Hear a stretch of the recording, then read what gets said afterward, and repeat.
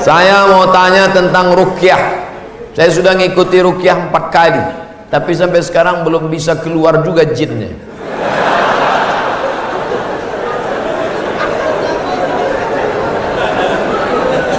Nanti pergi ke Pekanbaru, mana tahu hari libur, di belakang Hotel Premier ada Masjid Al-Falah. Ini nomornya, catat. Mana tahu ke Pekanbaru. Mungkin sama Ustadz ini jin itu tak takut, yang ini dia takut. Catat nomornya. Ketua Asosiasi Ruqyah Indonesia Provinsi Riau Daratan. Namanya Ustadz Saifullah. 0812 768 9119. 0812 768 9119. Kalau emergensi 911. Kalau diganggu hantu 119. Datang ke sana. Jadi tak salah kita coba. Kalau siang namanya Ustadz Saifullah, kalau malam namanya Ustadz Zafrullah, di masjid yang sama. Mana tahu kebetulan ke Pekanbaru malam, datang ke masjid yang sama, namanya Ustadz Zafrullah. Ada orang 7 tahun nikah tak punya anak, diruqyah sama Ustadz Zafrullah, punya anak. Pas ditanya kenapa, rupanya ada jin yang menghalangi pertemuan antara sperma dengan sel telur, dihalanginya sehingga tak jumpa. Jangan. Dibacakan usir. Kata Ustadz Saifullah, ada pula bencong LGBT di ruqyah sehat, ternyata yang masuk tuh jin bencong. Jadi saya tanya, Ustadz, jadi ada jin tuh bencong? Ada, kata dia. Itulah yang dimasuk ke dalam. Ustadz, udah diruqyah 2-3 kali tetap juga sakit. Berarti tidak. Pemarah. Laki saya ini pemarah, Ustadz. Sudah diruqyah 5 kali tak juga hilang marahnya. Berarti tak salah jin. Memang dia pengamuk. Makanya kadang kita kasihan juga sama jin nih. Sikit-sikit salah dia. Sikit-sikit salah dia. Aku tak selamanya salah, kata jin. Ustadz, ayat yang dibacanya kan ayat kursi. Coba saya dengar yang dibacanya itu ayat kursi. Kenapa kita yang baca, kenapa jin itu tak keluar? Ini bukan masalah pistolnya, tapi man behind the gun.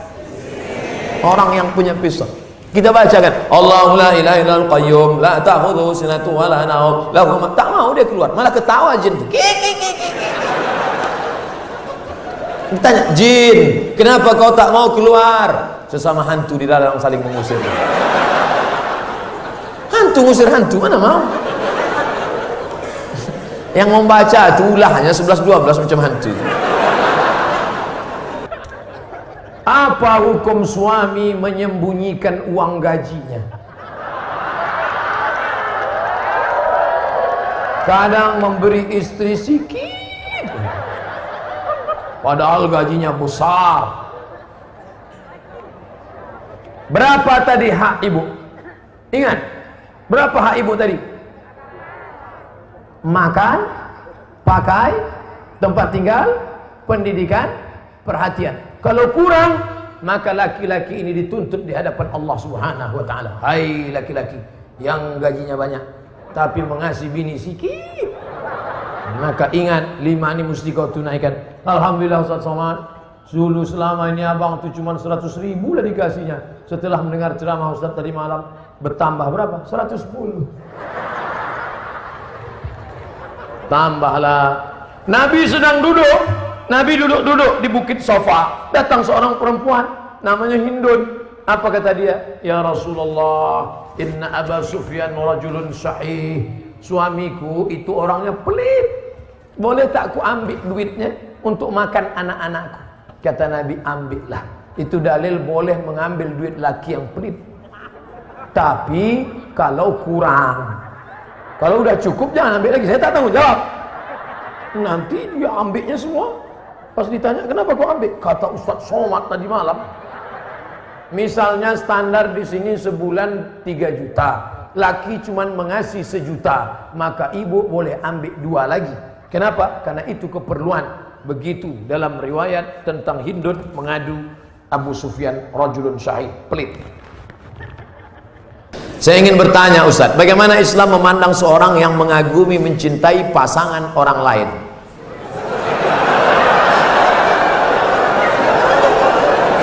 Bagaimana pula jika orang itu memiliki perasaan yang sama dengan kita?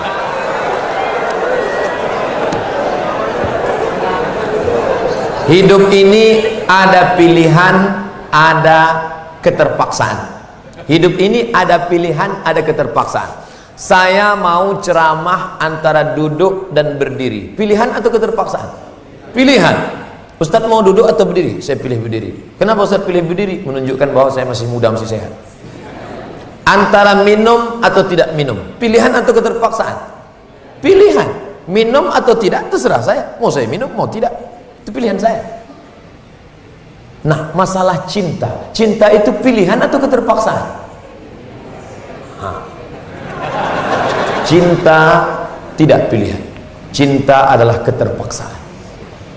Oleh sebab itu maka kadang kita tengok orang ganteng bininya buruk. Kenapa? Terpaksa. Cinta tak bisa memilih. Ketika dia rasional, dia tidak cinta. Maka ketika kita senang dengan orang, kadang kita pun tak tahu alasannya. Kenapa kita tiba-tiba senang dengan orang? Nah, cinta tidak bisa memilih. Ketika kita suka dengan orang, apakah kita berdosa? Tidak. Karena rasa itu ada tumbuh di dalam. Suka tidak berdosa. Ketika dia berubah menjadi action, baru berdosa. Suka kita dengan orang, tak dosa. Tapi ketika kita dekati, minta nomor HP-nya, baru dosa. Lalu cinta itu apa? Cinta kepada anak gadis orang belum menikah, kita bisa nikahi dia. Yang jadi masalah bagaimana kalau cinta sama bini orang? Oleh sebab itu maka rasa itu mesti dibuang, karena dia adalah bagian dari ujian. Ujian. Jangan dipeturutkan. Dipeturutkan, didekati, apalagi sekantor. Witing trisno jalaran suko kulino. Kita tumbuh hanya sering kena. Berawal dari 6. Pertama, nazratun, pandangan. Setelah lama memandang, fabtisamun, senyum. Setelah senyum, fasalamun, selamat pagi, good morning. Setelah salam, fakalamun, kerja di mana? Di BP, sekantor ya. Setelah fakalamun, famau'idun, janjian. Bisa ketemu kita nanti siang? Oke. Sukanya makan apa? Ayam panggang. Sana kalau gitu. Iya. Faliqaun, pertemuan. Setelah pertemuan, bekerjalah setan, lalu kemudian makan bersama, makan siang. Apa kata orang Inggris? No free lunch. Tak ada makan siang yang gratis. Akhirnya terjadilah apa yang terjadi. Maka kalau ada bibit-bibit itu terasa di dalam, tekanlah dia, jangan lagi pandang, jangan diperturutkan. Itulah nilai jihad. Bukan jihad berdarah-darah melawan Belanda, tapi jihad hawa nafsu yang justru jauh lebih besar. Melawan meriam Belanda banyak orang tahan, meriam Belina apa ya? Bagaimana hukum kita sholat berjamaah di suatu lapangan, terus sopnya putus-putus? Mohon penjelasannya Pak Ustaz. Sawus sufuf, luruskan sop. Fa inna taswiyatas sufu min tamamis sholah. Lurusnya sop bagian dari kesempurnaan sholatnya sah, tapi kurang sempurna. Sholat tadi berjamaah di sini sah, tapi kalau putus-putus kurang sempurna. Imam, luruskan dulu, tengok. Saya sholat di Masjid Istiqomah di Bengkalis. Apa kata imam? Luruskan sholat, matikan HP.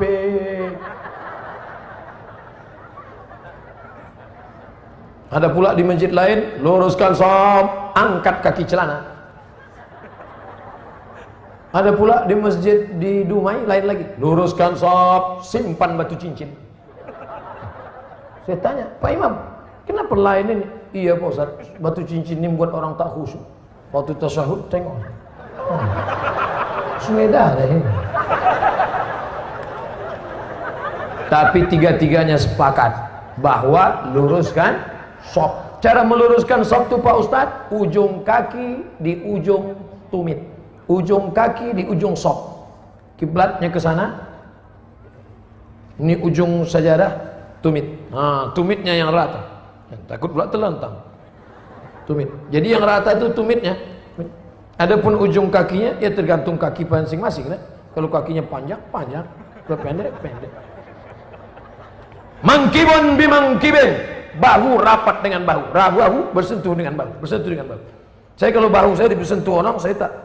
Cuman kalau kaki kadang disentuh, geli kita. Jadi kalau ada kawan kita senggol kakinya sekali, dia geser, jangan disenggol lagi, nanti asik ngurus kaki. Saya khawatirnya dia preman baru tobat, begitu kita dipijakkannya, gitu. Bertinju kita di masjid. Kalau sampai kita bertinju di masjid, nanti yang ketawa yang tak ke masjid.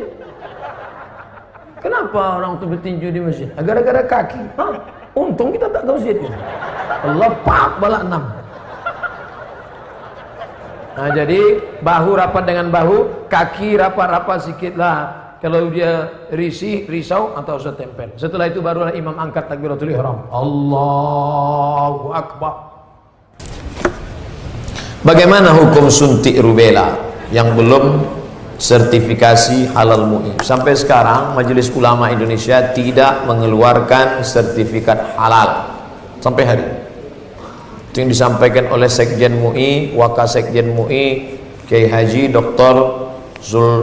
Kiai Tengku Zulkarnain.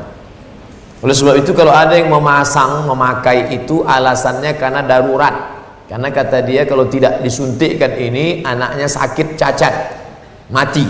Kita kalau dipilih antara dua, mati atau makan babi, pilih mana? Makan babi. Tak boleh pilih mati. Masuk ke dalam hutan, pilihan cuma dua, mati sama makan babi. Kau pilih mati atau makan babi? Aku mati aja lah, tak boleh. Mesti makan babi. Ambil kecap, colek-colek babi itu.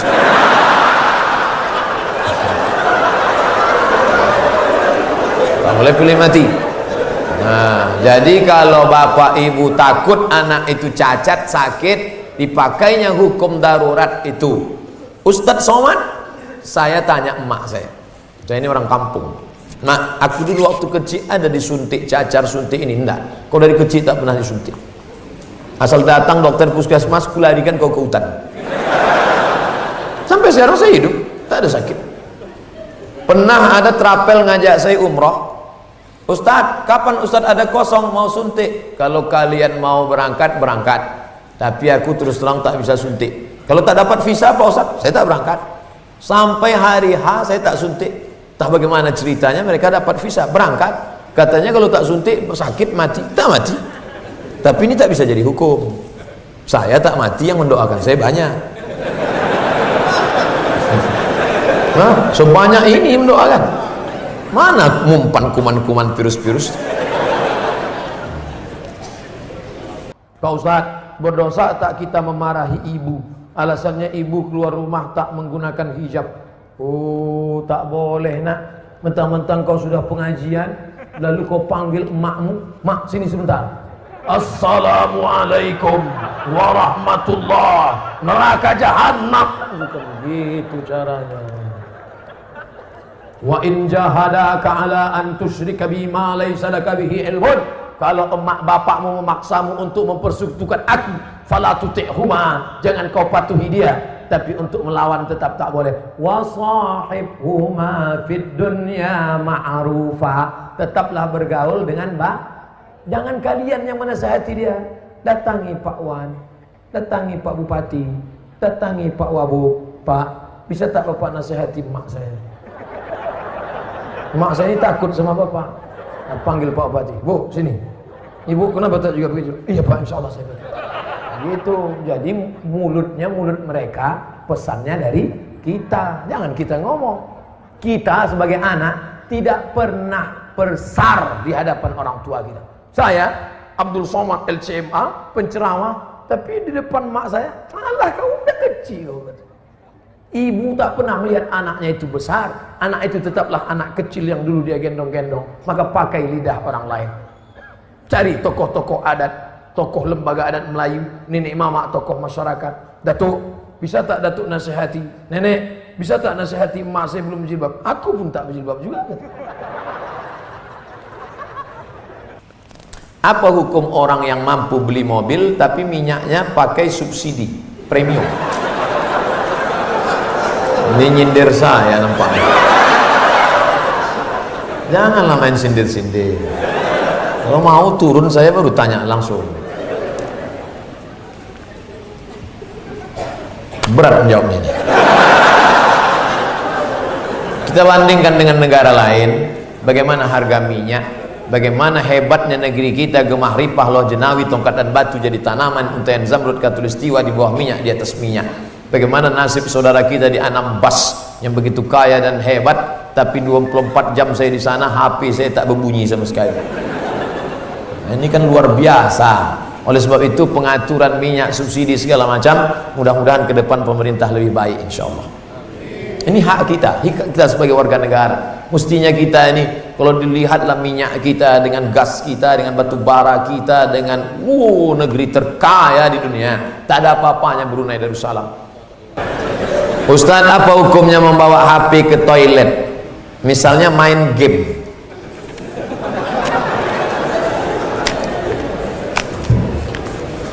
Ada orang buang air besar sambil main game. La ilaha illallah Muhammadur Rasulullah. Fokus sajalah di satu pekerjaan. Tak usah lain-lain. Pak Ustadz, saya mau nanya, apakah orang yang bertato itu tidak diterima sholatnya? Ada orang pakai tato, apa tulisan tatonya? Orang yang bertato tidak diterima sholatnya.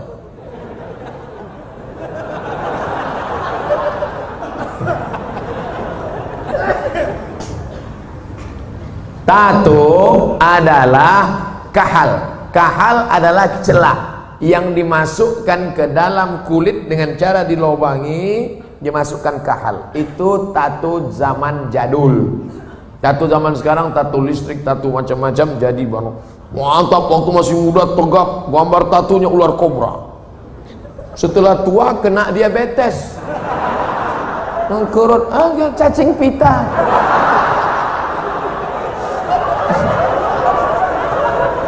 Sebelah kanan gambar burung gagak yang sedang ingin terbang menangkap serigala. Tiba-tiba karena sudah tua, kurus, keriput, gambar burung puyuh. Dulu preman tengik, sekarang tobat. Nah, apakah setelah tobat dia perlu menyetrika tatunya? Tobat, sekarang ada cacing pita, mau disetrika lurus.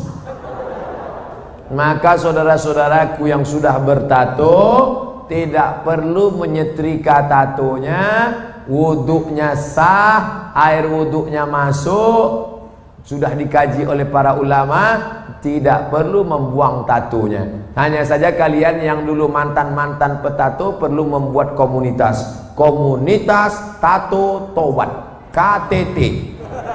Disangka orang konferensi tingkat tinggi, ternyata komunitas tato tobat. Yang nggak punya tato nggak boleh masuk.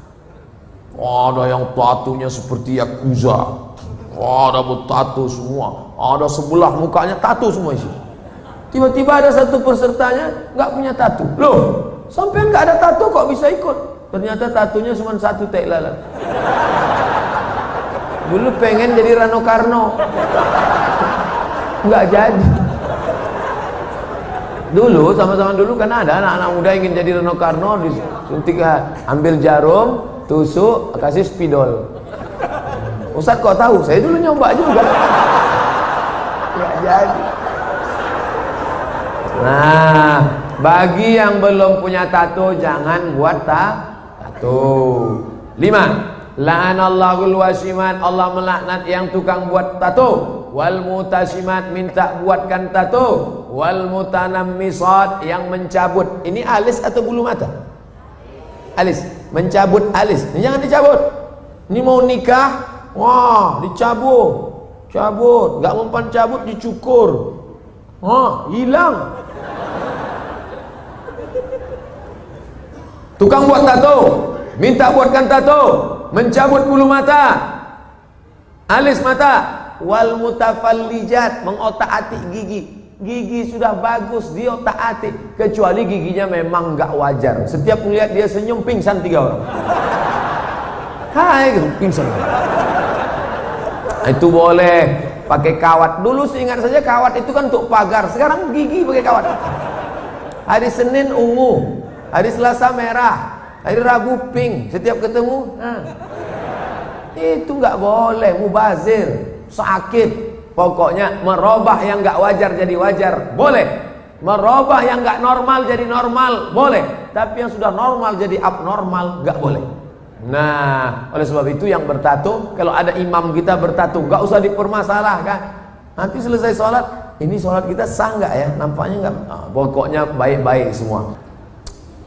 Kalau orang tua saya sebelum meninggal berwasiat kepada saya untuk pergi haji, apakah saya harus memenuhi wasiat itu? Apa tidak? Sedangkan saya belum naik haji. Bagaimana balasan? Dia wasiat aja gini. Duh, iki ono uang 50 juta. Nanti kalau saya meninggal, kamu harus menghajikan saya. Anak ini bolehkah menghajikan bapaknya? Boleh, dengan syarat dia haji dulu. Namanya badal haji. Nah, boleh nggak dia pakai uang ini untuk berangkat haji dia? Nggak boleh, karena uang ini untuk menghajikan bapaknya. Oh, rupanya mikrofon ini nggak boleh kuat-kuat, karena bapak ini menghajikan. Makanya nggak boleh menghaji.